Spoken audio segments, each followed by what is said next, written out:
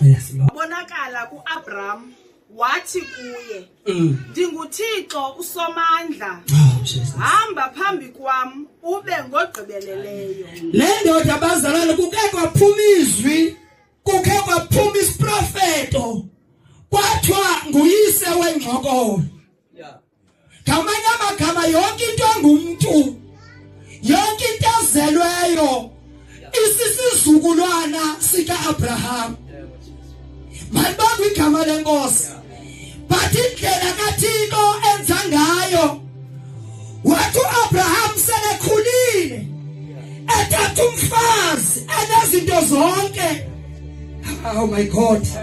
Kodwa ilizwi okanye isiprofeto ebesithethile sathi le ndoda izoba nguyise wengxokolo. Kwakho ixesha futhi bavala isibeleko sikaSara. Uzoba nguyise wengxokolo kanjani na le ndoda? Kodwa isibeleko somkayo sizelwe. That is ukubona kwethu thina singabantu. Malibonga igama lenkosi. Liphuma ilizwi lathi le ndoda izoba nguyise wengxokolo, izawuzala abantu abangumphondo omxesile. Kodwa baba sisizukulwana sikaAbraham. Funda end. Verse 2. Ndiyakubeka umnqophiso wam phakathi kwam nawe. Ingxaki ke ngoku ukuze kubekho umnqophiso funeka abantu ababili. Between me and you. It's like a contract between wena nomqeshi. Manibonga igama lenkosi. Kodwa kodala ntakumasenene. I-covenant ngexesha lomthetho. I-covenant ibithi izibe i-covenant. Kufuneka kuba kubekho igazi. Ibingapasi i-covenant igazi lingekho. Naxa uthatha umfazi bekuya kulindeleka kuba kubekho igazi. To prove that the covenant kaThixo ipasile futhi ipasisile. Uthi ngexesha lokuqala okanye ngosuku lokuqala ukuhlangana kwakho nonkosikazi wakho kuza abantu abadala bazojonga kule ngubo beniyandlela ubigazi likhona na. Uze bangqine bathi i-covenant kaThixo le bekuyakunyanzeleka ukuba kubekho igazi. Hallelujah. Ande ndiva le nto. Ngexesha lomthetho bekubakho i-covenant. I-covenant bithi izizipase kufuneka uba kubone igazi ngabantu. Hallelujah. Kodwa ingxaki sesiphila phansi inkobabalo lukaThixo. Kukhona indoda ekwanyanzeleka ukuba inqanywe. Kukhona indoda ekwanyanzeleka ukuba i-covenant le ikukholwa okanye ikukusindiswa ithi uzipase kodwa kube negazi eliphanalayo emnqamlezweni. Malibonga igama lenkosi. So it is a covenant between mna nani. Funda end. Ndikwandise kakhulu kunene. Yes. Wow uAbraham ngobuso bakhe. uThixo wathetha naye esithi mna uyabona umnqophiso wam unawe. Uyakuba nguyise wengxokolo yenhlanga. Yes Lord. Kananjalo akusayi kuthiwa igama lakho nguAbraham. Igama lakho liyakuba nguAbraham. Le ndoda ibinegama elibizwa ngalo phambi komnqophiso. That means xa kufikelela kwi-covenant kunezinto ezitshintshayo. Le ndoda ibinguAbraham kodwa xa kufikelela emnqophisweni itshintsha igama. Kodwa usayiba nguAbraham ke ngoku. Abraham uyawuba nguAbraham. Malibonga igama lenkosi. Xa ifika i-covenant kaThixo namhlanje sizakwenza i-covenant. Kodwa sekuthi xa kubhitya uthandaza kube khona into etshintshayo.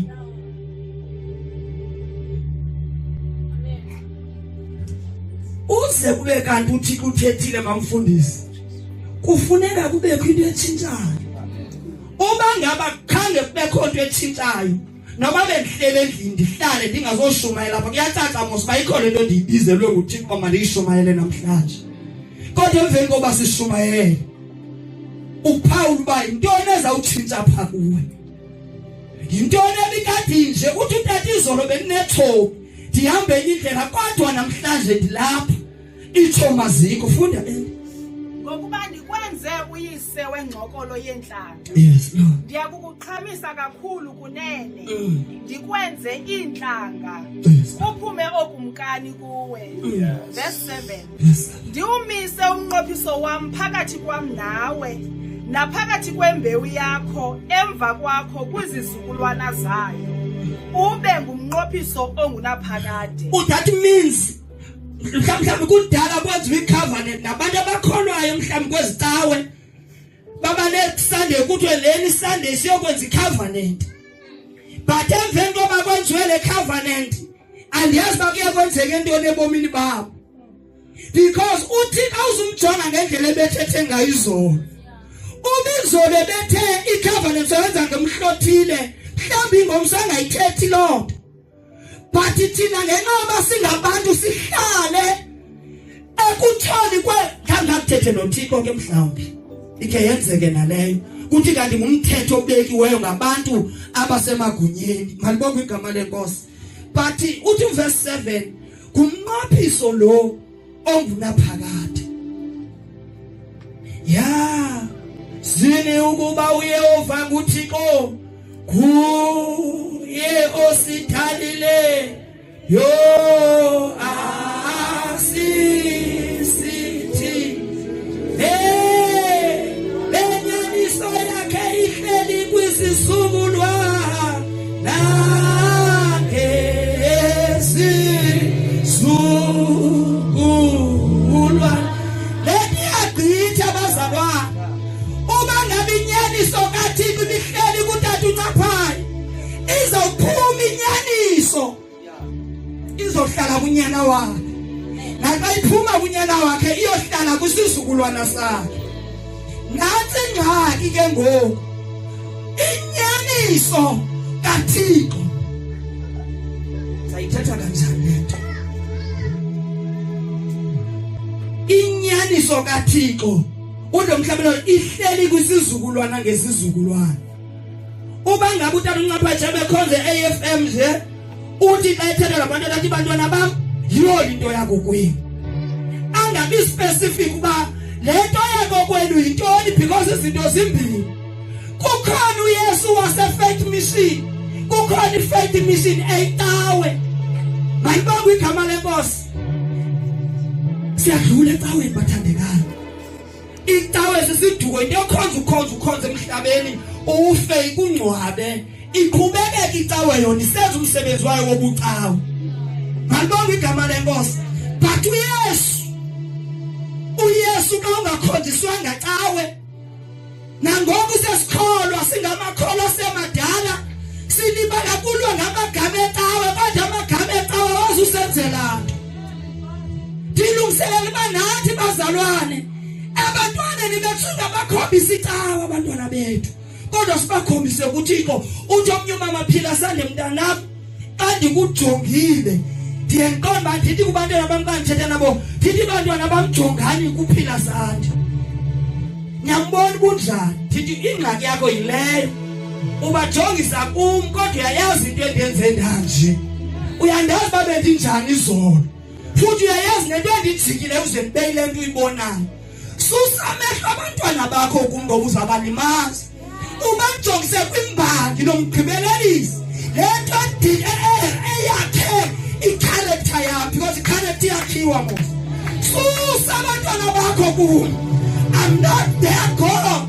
Andiyo nento kubo mhlawumbi ngayi-role model kodwa kuba bakaboni kwa-role model babona nje kwamntu. Malibonke igama lenkosi.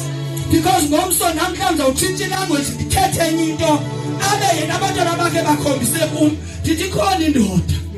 Hallelujah. Ikhona indoda.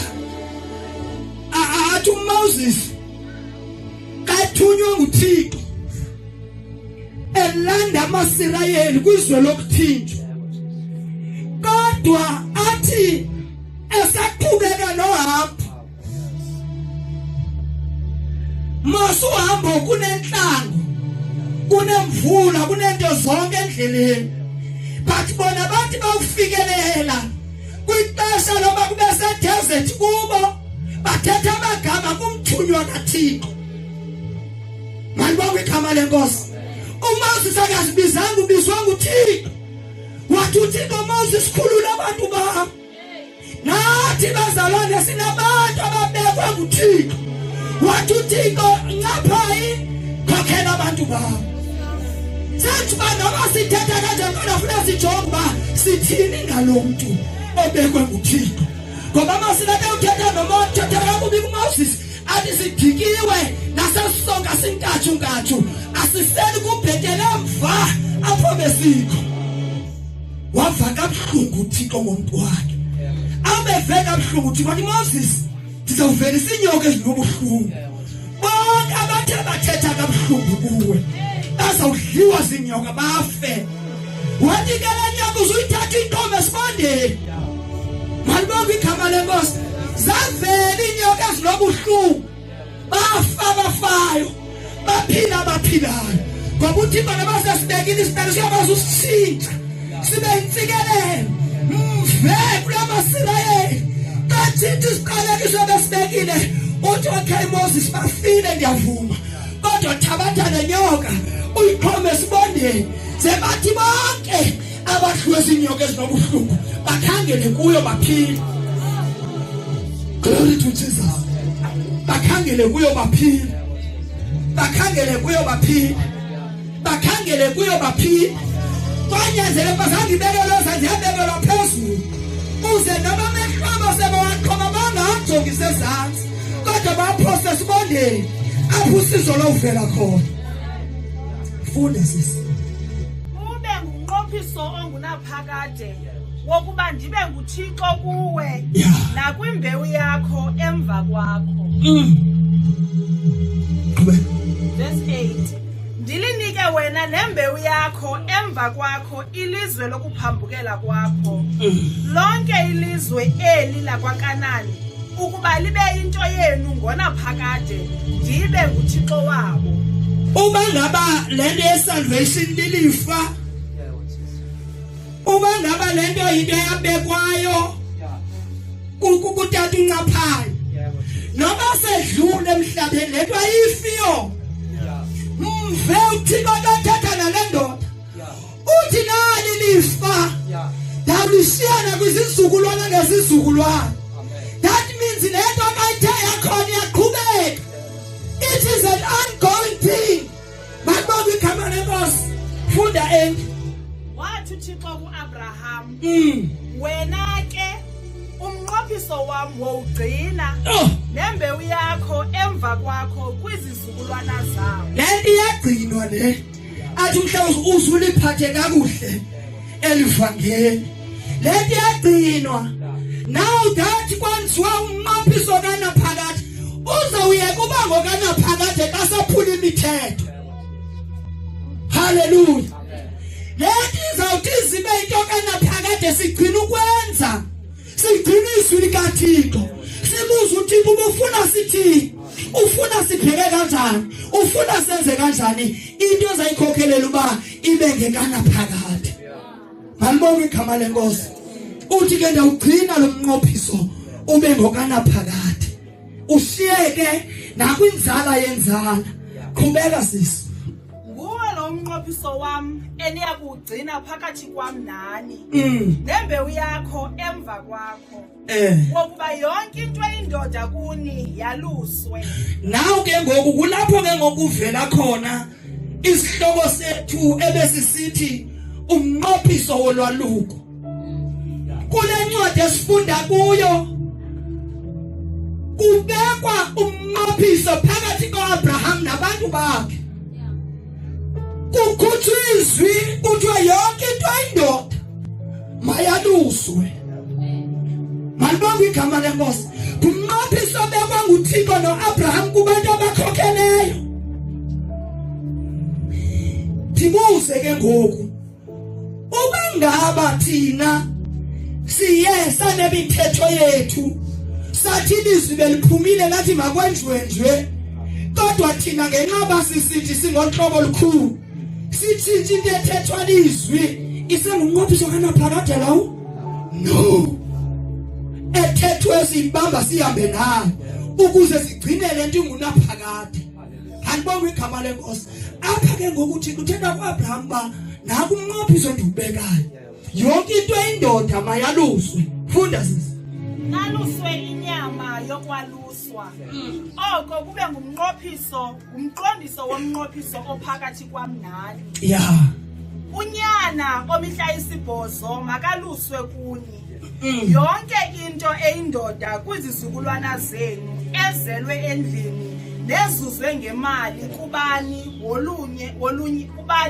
uhlanga ongengowembewu yakho yena makaluswe ozwele endlini yakho nozuzwe ngemali yakho umnqophiso wam enyameni yenu uyakuba ngumnqophiso ongunaphakade. This is the covenant between abantu ngexesha lomthetho. Mandibonga igama lenkosi. Uthi lo ngumnqophiso wam endiwubekayo. Mandibonga igama lenkosi. Lo mnqophiso akawukhethanga ba. Kodwa noba into ezelelwe ngaphakathi endlini. Noba into ezelelwe ngaphandle. Noba into ethengiweyo kodwa ubindoda mayaluswe. But ndimthanda uDeuteronomy ke ngoku efikelela ncakasana kule ndima yokwaluswa uyayisifta yena uthi noma lukhona ulwaluko kuthethwa ngalo lwenyama singamadoda mosezwini mhlawumbe ungangabi nayo indawo yokwaluswa apha enyameni yakho kodwa uThixo bewubekile umthetho uba uyindoda akho mfazi kulento singamadoda we are the sons. Hallelujah. But ke ngokuthi thina umicebisa abantu ba noma lukhona ulwaluko lwenyama but mina ndithatha ngolwaluko lwenhliziyo. Glory to Jesus. Aba nenhliziyo iyaluswa. Omnye umuntu mhlawumbe ngathi hayi akuthethwa nami namhlanje mina ndiyondoda kuthiwa yonke into endoda mayaluswe but uthi uDeuteronomy kufuneka saluswe inhliziyo ezi. Ngibonga igama lenkosi ngoba ingxaki lapha enhlizweni. Glory to Jesus.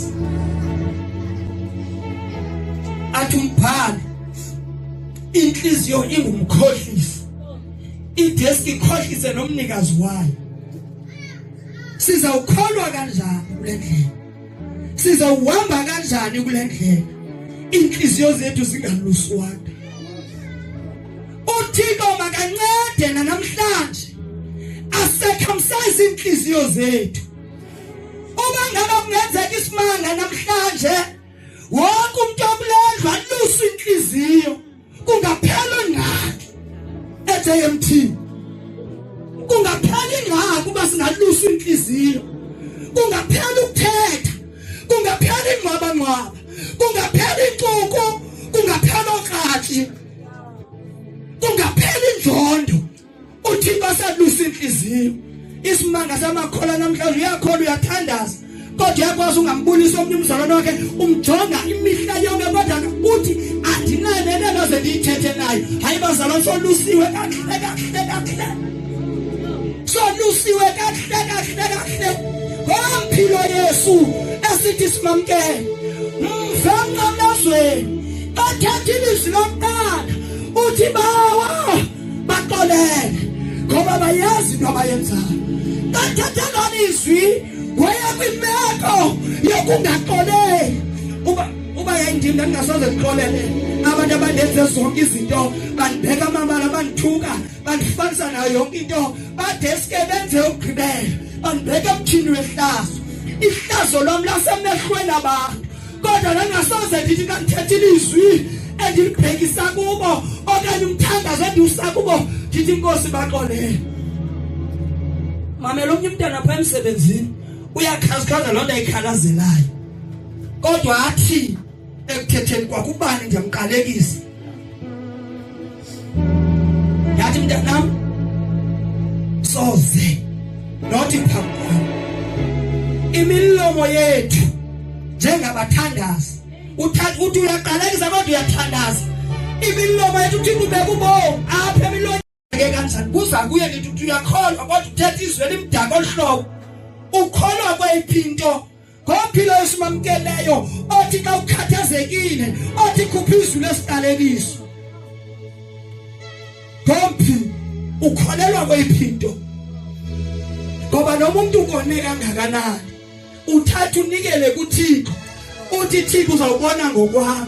Soniwe imihlanazolo bazalwane but asiyeke uthi Thixo uyikibe khona mqamba ke ngokwenze seyahlula zakwethatha ikhefi sicengane lenhliziyo ngicane noThixo wami ba ndikuxolele ke mina I'm that person ondilindela kuThixo andikwazi uzenzisa uba ngaba ngiqhubeka kakuhle ufuna ungibona ba ku facial expression ba noko le into andithandi noba ndingangathethi ngelinye ixesha kodwa into kangayithanda ngafuna ukubona apha kodwa iBhayibheli isinikezile umtha yathi imali ingathoni la usaqumbisene nomzalwane wakho.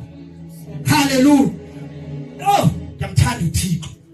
Uthi utata uthethandaza uthi wathi uThixo kuye funa inhliziyo exolelayo. Uthandaza kanjani usenamagququ enhliziyweni wathi uThixo khawume ngezinto uzithandaza ndiyakufa kodwa khawufune lenhliziyo exolelayo. Ngibonga igama lenkosi funda elinzohlala phansi.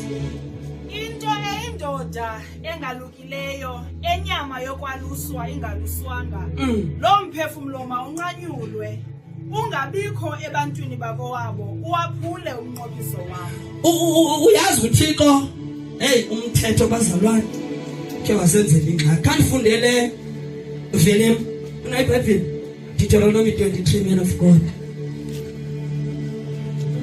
Sinqamla abantu thina nathi apha emabandla esinayo lo ngxaki sithi xa sisohlwaya sithi hayi siyakunqamla siyakusika singobani thina for uba singalungisa icharacter yomuntu othi ubizwe nguThixo sithi siyakusika khawuhlale phansi ibhetele kangakanani thina bathi nalapha kuthiwa ke ngokani ngawenzanga lo mthetho wenyama sizawuninqamla sinisike. Xa ulifundela uDeuteronomy 23 yathi nxapha ikomfumeni okanye iProverbs verse 1 imithetho ngemithetho makangangeni ebandleni likaYehova olinyazwe ngokutyumzwa amasebe. Ingxaki nathi this is a figurative speech this one. Manibize ngesilungu mhlawumbe izobaphetela nyana lonto yiyo but kulapho uThixo afake khona inzala. Hallelujah. But umthetho ngoba ungumthetho unabantu abavalela ngaphakathi hayi lo akaqhamisa kandisi makavalele ngaphandle makakhutshelwe ngaphandle kodwa ubabalo lukaThixo lwafika lasanela nathi. Ngalibonga igama lenkosi uthi noma sewubhatyazile ngeli but the grace of God ibe phezu kwakho. Uthi noma sewungenzanga kakuhle bathatha uThixo never give up athi qhubeka. Yabazalwane uba kungajongwa ukwenza kwethu kuphatha ired pen uthi okay ngemini nje i1 tatu masene wenzeni engamkholisi uThixo. Do you think ke ngokuba xa sinokuhlaba sikuqhaqhe ngezwi iphofu likaThixo sizawushiyeka sizithini? Sawushiyeka nabani?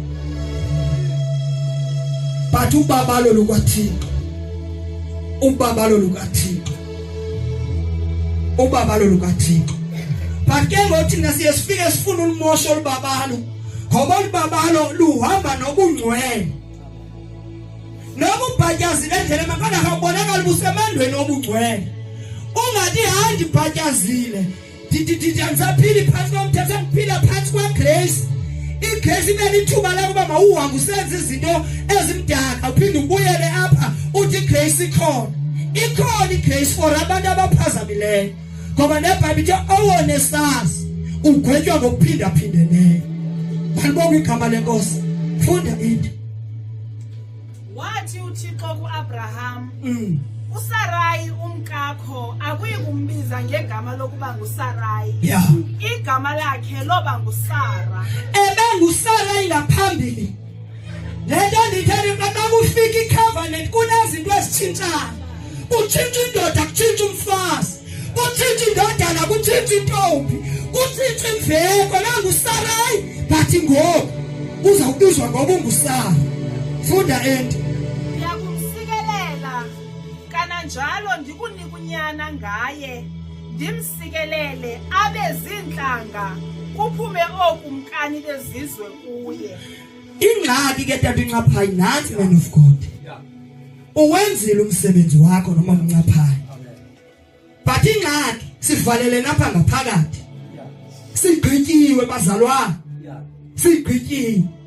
sikhulule man of God sihambe siyashumayela izwi ngoba uba sishumeza nasodwa apha sizawugxekana ukuthi ubani bengafanelanga uthenda onethini intshumayelo isuka kuThixo singavani sodwa ngoba sivuthiwe siphekile sidala uqhubu endlini kaThixo ngoba befanele sihamba siyovakalisa lento ngaphandle lento inabile funeka siqhubeke siyivakalisa kuzo zonke izizwe senzonyana nentombi zikaKristu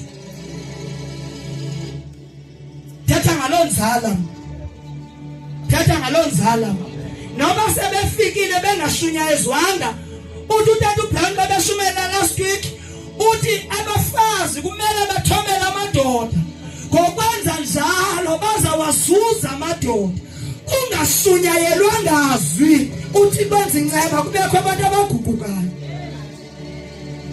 glory to Jesus ndifuna yonke ke sithandazwe nalomkhwa izinto ndizazithetha phaqa uphuma inkonzo last week uthi omnye umzalwane yo abagcwala abazalwane apha eJMT ke ngwathenga into yangaphandle uthi omnye abagcwala nje kube nguJanuary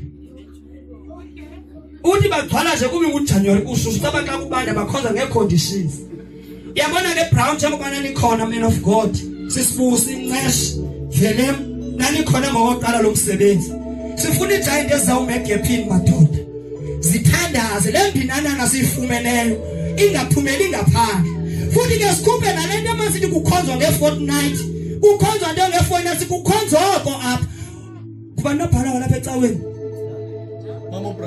Mama Brown ngicela ukuthi phaka uMama Brown Tata uBrown athathe incwadi incwadi entsha emdala sifuna ayithenge imali yakhe athi awugqiba register zonke members zalapha ngoba sawuphindeke endleleni base abantu bakhonza ngefortnight umuntu ukhonza ngefortnight sifuna imembers ezizawuthi ndimlo futhi kulo ndivumele church board ndiyeke ndithethiswa nguThixo asifuni imali eninzi sifuna i10 umuntu uzophatha i10 yakatila le 10 yaregisterisha ndimember lapha eJMT sizinedas bazalwane sinemizi sizoba namabala sizokwenza kanjani kasikhokhela wethu amabala wonke othi mna ndimember lapha sifuna i10 ngaphathi i10 as from next week athi Mama Brown yaregisterisha ndimember lapha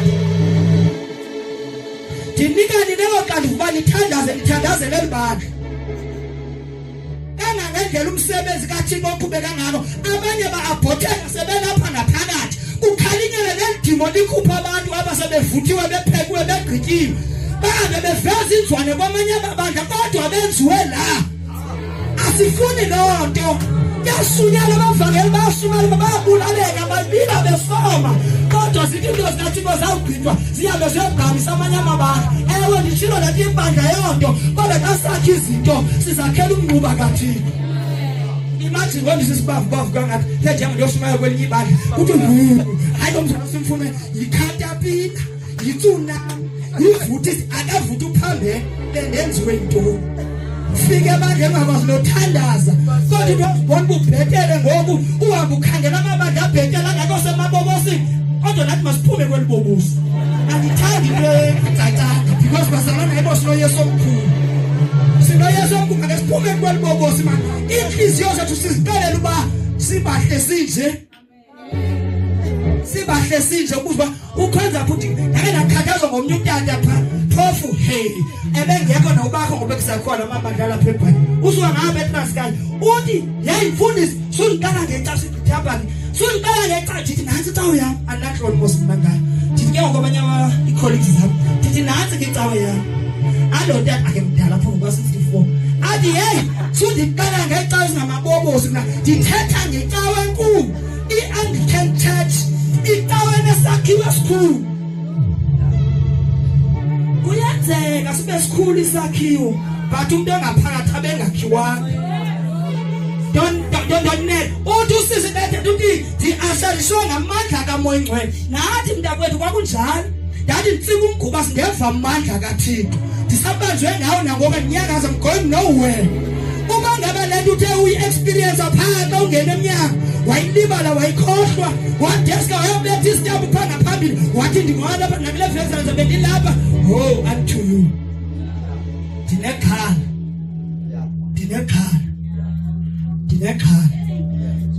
Because siyakwazi ukuthi sesishumayele kwenza u-in and out. Umuntu xa evene stress zakhe athi ayike ndiyopholisa kwenye indawo sophinda ndibuye. Ade sapholise kule ndawo kwenzeka ilisho phendula ngoba ukufa sihamba nako almost kukhona. Ngenxa yoba singanamalunga singawo sikhathazwe ukuthi khani ihambe niyongcwaba zange athi kaloku lo muntu uphumile zinza manje zinza noma kulo ndawo kuyo mhlawumbe ungapha emsebenzini kodwa kuyazazi ba ndingowalapha.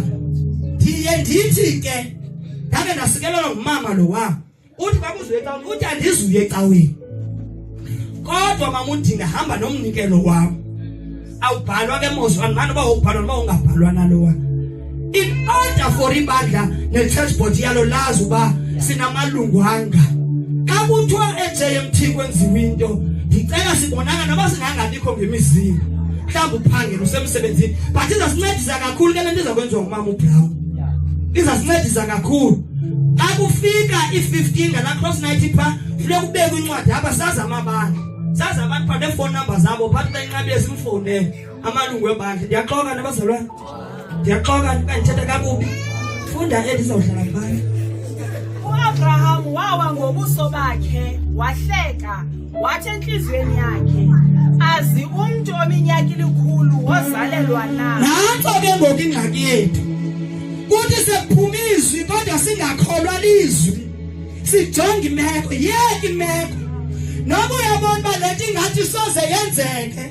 Noma sekuthethwe kwathi into ethile soze yenzeke. Sujonga i-age.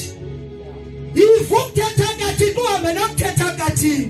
Lento ndiyahleka ithi hayibo kuzokwenzeka kanjani hayi ngumlingo ke lo. Funda ethi.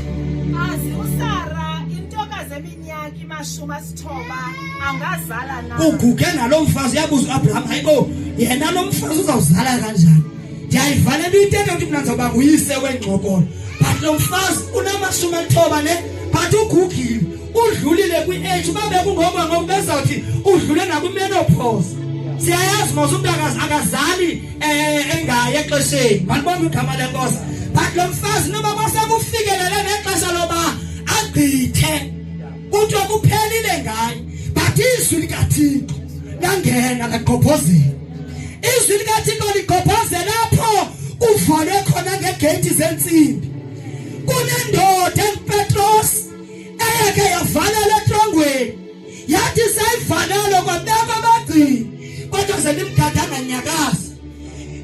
Akwanele uba kuvalwe ngezigeti kodwa baphinda bavalwa ngezinye kwathi nenze sure uba kaphuma. But ibandla lathandaza. Ithi ibandla lathandaza ibandla ngenyameko. Wayebothiwe izandla nenyawo. Ebotshwe ngemiqokelelwano. But ngomthandazo webandla yaqhawuka imiqokelelwano. Savuleka ingcaba. Namhlanje sesikhona kuzawuqhawuka imiqokelelwano. Kuzawuqhawuka amatheni. Kuzawuqhawuka icases. Uthixo nguThixo. Uthixo nguThixo. Uthixo nguThixo. Uthixo nguThixo. Baninzi abantu abanezicelo apha. But namhlanje asifuni isicelo sakho uyasazi enhlizweni yakho. But kuzawuqhawuka imiqokelelwano. Uba into evalileyo izawuvula ngegama likaYesu. Uba into evaleleyo kungaphangeli mhlawumbi kwathetha udadewabo wakho sefenofa. But namhlanje sizawuqhawula esixokelelwayo. Sabheka zonke ezo cases, zonke generational cases sizaziphawula ngegama likaYesu. uThixo inkosi, uThixo inkosi. Ayondoda esisahluleki, indoda le ethi ndithi uNkosi ezomqala ngithatha ndithi mfundisi wami yazi basadibana kanjani. Ndithi sadityaniswa ivideo. Ndathi ngiposta istatus kwivideo. Uthi kanjani istatus sithi bayeke bahleke. Sithi istatus indoda yaqulu ngotywa kaThixo. Uthi bayeke bahleke. Ngoba izulu lilinda abantu bahleke. Mhlawumbi imeko yabo kwena idombi yokuthithwa nguwe. Bathi ngenxa yento eyathethwayo bayeke bahleke. Bayeke bahleke. Izulu nexesha lalo lokuphakama. Ngexesha bahlekayo bathetha izinto babiza ngamagama. Let them laugh. Let them laugh. Let them laugh. Kodwa akhanti ngena siphele. Akhanti ngena siphele.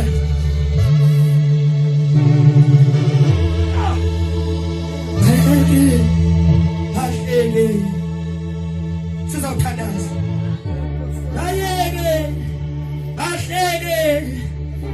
Ngoba izulu ilithela bahleke.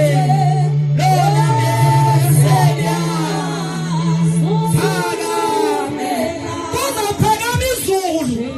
Noma singaphakama thina sime emaqongeni kodwa kuzophakama izulu. Kuzophakama izulu. Kuzophakama izulu. Kuzophakama izulu. Lento siyambathisiwe lento. Masipresent uThixo phambili. Kuzophakama izulu. Sizawuthandaza. Sizawuthandaza. Sizawuthandaza. uThixo uzawutshintsha izinto namhlanje. Sizawuthandaza. uThixo uzaguqula izinto. Sizawuthandaza. Mhlamba usazi noma uphila kanjani. Ubona kusisa uphinde uvuke. uThixo uzakunika idirection namhlanje. Asizuya amaqholeni but sizawuthandaza.